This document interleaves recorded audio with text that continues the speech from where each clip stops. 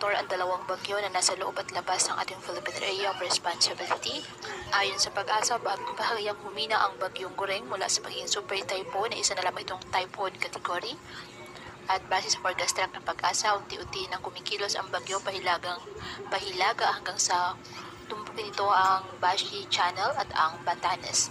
Sa darating na Miyerkules, posibleng dumaan o maglandfall ang bagyo sa Batanes. Sa Huwebes naman, maaaring nasa labas na ng ating Philippine Area of Responsibility ang bagyo. Samantala, mataas pa rin ang posibilidad na pumasok ng ating PAR ang pangalawang bagyo na nasa Pacific Ocean. Sa Miyerkules ito ay nasang papasok ng PAR at papangalan ng bagyong Hana ng Pag-asa. Samantala, patuloy naman na hinahatak ngayon ng bagyong Gureng ang hanging habagat.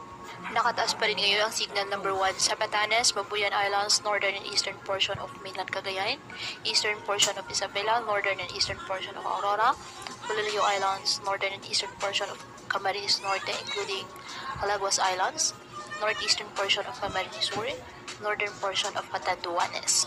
Samantala, may gale warning na nakataas ngayon sa Batanes, Cagayan, Babuyan Islands, northern coast of Ilocos Norte, Aurora, Quezon, Palawan, Romblon, Marinduque, Occidental Mindoro, Oriental Mindoro, southern coast of Batangas, northern and eastern coast of Catanduanes, Masbate, kasama ng Burias Islands, Antique, Aklan, Capiz, Iloilo, Guimaras at Negros Occidental.